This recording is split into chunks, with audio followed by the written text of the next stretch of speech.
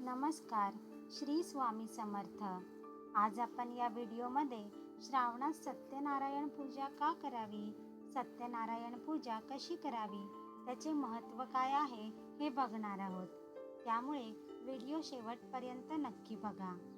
श्री सत्यनारायण उपासना नित्य नैमित्याने वर्षातून एकदा किंवा सवडीनुसार काही तिथीस, वाढदिवस, श्रावण महिना किंवा विवाह झाल्यानंतर सत्यनारायण पूजावा आणि मग कुलदेवतेचे दर्शन घेऊन संसाराला सुरुवात करावी अशी रूढी परंपरा आहे. श्रावण महिन्यात एखादा चांगला दिवस पाहून अनेक घरात वर्षातून एकदा सत्यनारायणाची पूजा केली जाते. यंदा 15, 16, 17 ऑगस्टला सुट्ट्या लागूनच असल्यामुळे तुम्हाला सुद्धा सत्यनारायणाचा पूजा करण्याचा योग मिळू शकतो. ही पूजा केवळ एक प्रथा नाही, तर त्याला खूप महत्त्व आहे. भगवान सत्यनारायण हे भगवान श्रीहरी विष्णूचे रूप मानले जाते. म्हणून सत्यनारायणाची कथा आणि पूजा अत्यंत फलदायी असल्याचे सांगितले जाते. श्रावणात अनेक घरांमध्ये मोठ्या प्रमाणात श्री सत्यनारायणाची पूजा केली जाते.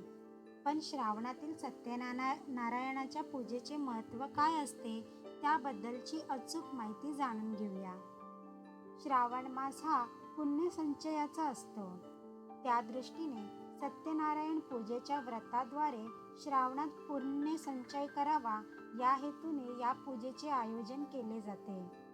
सत्यनारायणाची पूजा घरातल्या घरात किंवा सार्वजनिक स्वरूपातही केली जाते. हे व्रत करणारा मनुष्य या लोकी सर्व सुख उपभोगून शेवटी आनंदरूप मोक्षपदास जातो असे मानले जाते. सत्यनारायणाची पूजा श्रावणातल्या कोणत्याही दिवशी करता येते. समृद्धी, संपत्ती आणि आनंदासाठी आशीर्वाद मिळवण्यासाठी हा विधी केला जातो.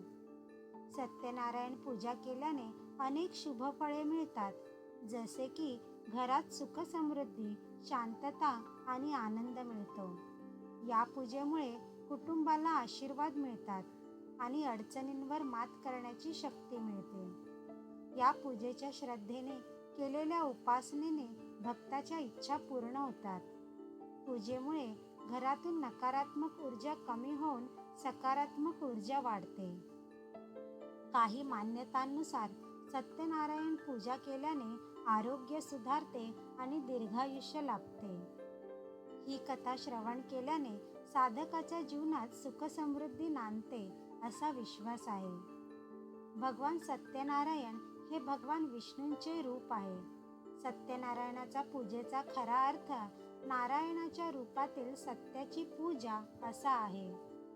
सत्यनारायणाची कथा केवळ मनात पूज्य भावना निर्माण करत नाही, तर त्या व्यक्तीला अनेक शिकवणही देते.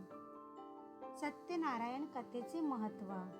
स्कंद पुराणात भगवान सत्यनारायणाचा महिमा वर्णिला आहे.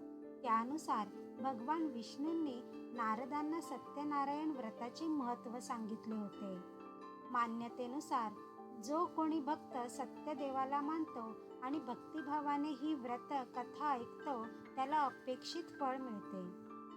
या पुराणात असेही म्हटले आहे की सत्यनारायणाची कथा श्रवण केल्याने मनुष्याला हजारो वर्षे केलेल्या यज्ञाप्रमाणे फळ मिळते.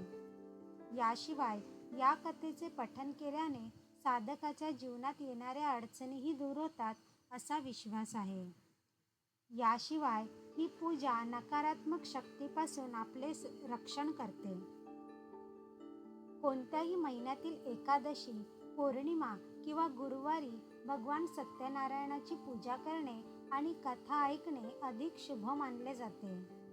तसेच भगवान सत्यनारायणाची कथा आणि पूजा स्त्री आणि पुरुष दोघेही करू शकतात. जेव्हा एखादी व्यक्ती सत्यनारायणाच्या कथेचे आयोजन करते, तेव्हा त्याने जास्तीत जास्त लोकांना कथेसाठी आमंत्रित करावे असेही म्हटले जाते.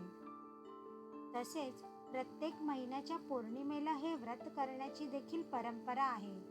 घरातील जी व्यक्ती हे व्रत करेल त्याने प्रत्येक पौर्णिमेला हे व्रत करायचे असते. घरात पूर्व किंवा उत्तर दिशेस एक चौरंग पाट मांडावा, त्यावर एक वस्त्र घालावे. त्यावर मूठभर तांदूळ पसरावे आणि त्याच्या मधोमध पाण्याने भरलेला कलश ठेवावा. त्यात एक सुपारी, पैसा, फूल घालावे. त्यावर एक तामण ठेवावे आणि त्यात मूठभर तांदूळ पसरावे.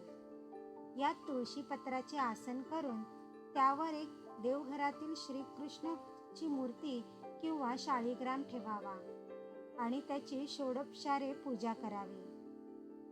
श्रीहरी विष्णूंची प्रतिमा लावावी. प्रथम सुपारीचा गणपती मांडून त्यास आवाहन व पूजन करावे. त्याला दुर्वा व तांबडी फुले अर्पण करावी. कलश पूजा करावी. विष्णूचे सानिध्य लाभलेल्या शंख पूजावा. समई लावून दीपपूजन करावे. मुख्य देवता व घरातील देवतांचे पूजन करावे. मग ताम्हणात नवग्रह, अष्टदिशांचे दिक्पाल यांचे आवाहन व पूजन करावे.